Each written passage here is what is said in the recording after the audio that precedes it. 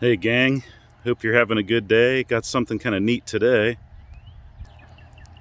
So this has been my daily now for a couple of months. A lot of you may not know, I've had a couple of Porsches, nothing crazy. My first one was a 2001 Boxster S, but this one is it's a 99, just a non-S model Porsche Boxster, just the 2.5, just an automatic. But it is a fun daily driver, a lot of fun. So to answer your question, does it make a good daily driver? I really think so. It's fun, it's pretty good on gas. Of course, it's a convertible. I love the guards red. Being the 99, this has the double row IMS bearing. Of course, I would have preferred the 5-speed, but I got a pretty good deal on this. And so far it's been problem free. This one's got the optional 17-inch wheels, which definitely look a lot better in my opinion than the 16s. Got some pretty good brakes here up front. It's got new Goodyear Eagle Sports all the way around. Really good tires. So I'm getting close to the debate area here. I know a lot of people don't like these headlights. I personally love them, and I know a lot of people disagree on that, but to me it kind of looks like just has that Le Mans look about it, those race cars you see with the huge headlights on them. And the fogs are built into these. A lot of people don't know that. This one's been garage kept. It's from Palm Beach, Florida. Paint, everything's in pretty good shape. Nice looking car. The top's in really good shape. You can't see it now, but the rear window I polished out. Was kind of hazed. I just used some car polish on that, but I like the way it tucks down in here with this piece. It just looks really clean. Got your third brake light there. I took that out and polished it. Car's been ceramic coated. It's not perfect, but it's in pretty nice shape. This one's still got the screens back here and the wind deflector, which is going to serve as my camera mount today. I'd love to keep the top down with you guys through all this, but it'll probably be pretty noisy. I'll end up putting it up. Modifications, nothing really. I did an underdrive pulley and I did a serpentine belt while I was in there, and then on the driver's side in this area here, you can't really see in there, but there was a snorkel in there. I removed that. That's it as far as modifications. What I've done to it, I have done a transmission fluid flush with new pan gasket and filter. I did a full tune-up with Denso iridium plugs. Put some new spark plug tubes in there because they like to leak in that area over time. And I did some upgraded Baru coil packs. The car runs good. It is the 2.5. But man, when you put your foot down, it does sound good. It sounds good.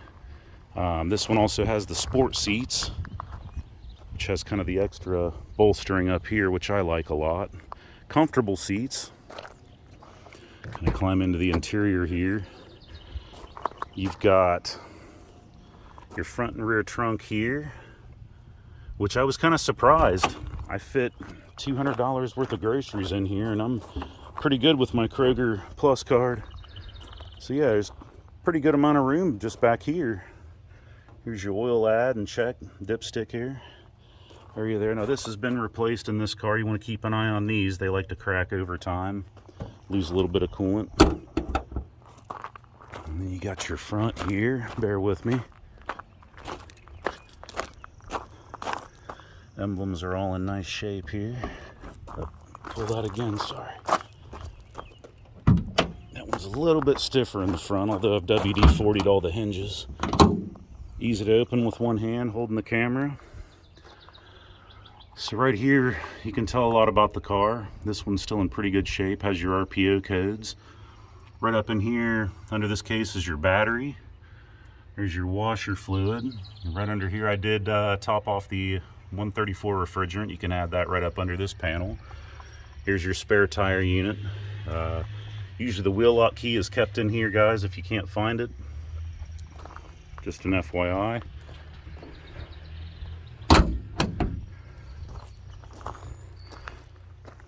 Car's in nice shape, and it's a fun little car. And I've had a few Miatas too. I had a 90, a 91, and then I had a 97 with the 1.8. Those were all standard shift. But this one here, I can get in and out of it easier. With the top up, I've got a lot more room. Here's your gauge setup here. Got your tack in the center. Got your ignition here on the left. Now, a lot of these are pretty stiff. This one's not too bad. Here's your HVAC controls and such. Here's your CD player here. Flips down. Lighter. Now here's your top controls, defrost and such, your power locks right here. Just some blank panels here. It's got the old CD holder there. It's kind of cool. Here's your power windows. Sorry about that. Your finger in the way.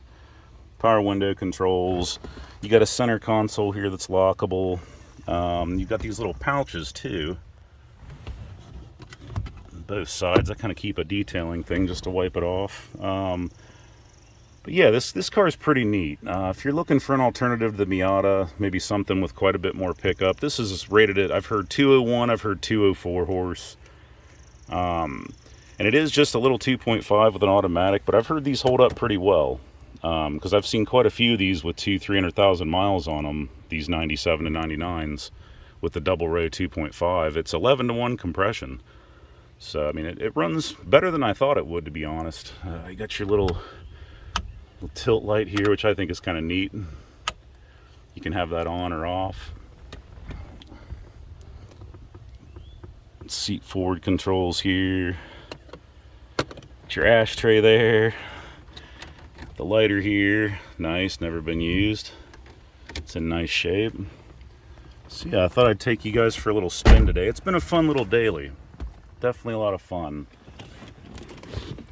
I have to stress, it has a lot more room in it than the Miata, especially with the headroom. Go with me. Pretty decent on gas. The motor still feels tight. Starts right up, shuts right off. The motor feels great. I don't know if you can see, you got your hazard lights here. I mean, the AC still blows ice cold. Everything still works in this car. Every little thing. I like it a lot. Plenty of leg room for me, and I've still got a little bit. I'm about 6'2", and I've still got a little bit of room to move the seat back a little bit more if I want to. So yeah, I am gonna probably put the top up. So to do that, you just pull the e-brake. Then you've got your switch here right above the lighter. Just hold that. Doesn't take too long. Top comes right up. Now with these, you wait until you hear the motor stop. And you grab this lever, pull forward. That's it. You're ready to go. So yeah, we'll go on a little spin here, guys and gals. And the thing is with these cars, the 986 Boxster is, man, you can still find good deals on these. I mean, most Porsches now, even a good 924 or 944 example are like way up. But you can still get a 986 Boxster for a pretty good price. I mean, this one's got 62,000 miles on it. You can find something like this for anywhere in the I'd say the $12,000 to $15,000 range. I picked this one up. It was already ceramic coated. The dealer was really good to me. It's got a really good maintenance history. Just a few little things I had to do, but nothing major. Takes right off. The Tiptronic, it starts in second gear, unless you put it in manual mode. Then you can start out in first gear. For a 25-year-old car, the ride is nice. For how well it handles, I think that's one of the biggest compliments I could give to it, is how nice it rides for how well it handles. You can just sling it through the turns. This one here probably weighs, just what the the automatic, probably a bit under 2,900 pounds. Not too bad. It's a little heavier than I thought it would be. It is heavier than the Miata.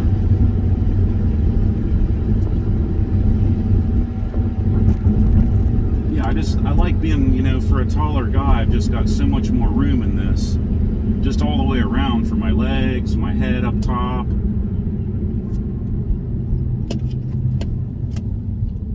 It's really what this video is about, is does the Porsche 986 Boxster make a good daily driver? I think so. I really do. It's very enjoyable. The interior materials look and feel pretty high quality. I've conditioned all the leather a couple of times and let it soak in overnight.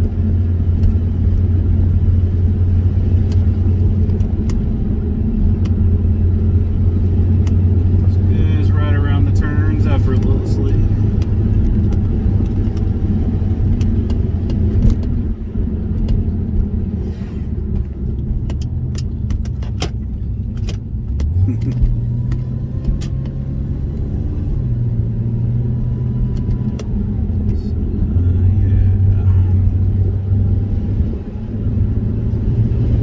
To have the top down. It's a nice car. It's a nice little car with the top down. You've got some squeaks and rattles, but nothing bad. I mean, it is 25 years old. I'd say overall the build quality is pretty good. I did UV protect the top, the convertible top, so that should last me a long time. Definitely good materials there too. Steering wheel has a perfect thickness to it, in my opinion. Oh, there it goes again. Sorry, folks. It just happened to me once before. The last video I tried to make. Oh, my Lord. Now, bear with me. Sorry. Sorry about the wobbliness and everything, folks. It's about the best I can do in this car with the mounts I've got.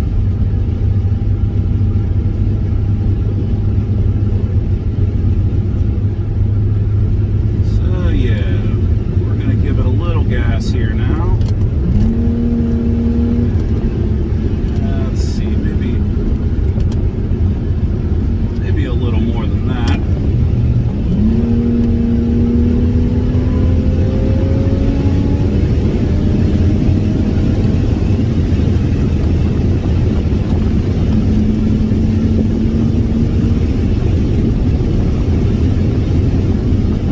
Just a lot of fun to drive. I mean, it runs good. Plenty of pickup for a daily driver. Plenty of pickup. Yeah, the pulley and that snorkel removal probably added maybe a few horsepower, maybe 5 to 8 horsepower, but I definitely felt a difference. When it opens up, it sounds really good. I also had a 2001 Porsche 911. And out of all three, the Boxster S, which had a larger, well, much larger than a 2.5 motor in it, and then the 911, to me, yeah, this is the slowest, but to me this one sounds the best. Just being a small displacement 2.5 with high compression, it sounds pretty cool. I'm gonna go ahead and bear with me here. I'm gonna do a first gear launch here for you folks. Basically, I'm just gonna let first wrap out. Then I'm just going to put it into drive.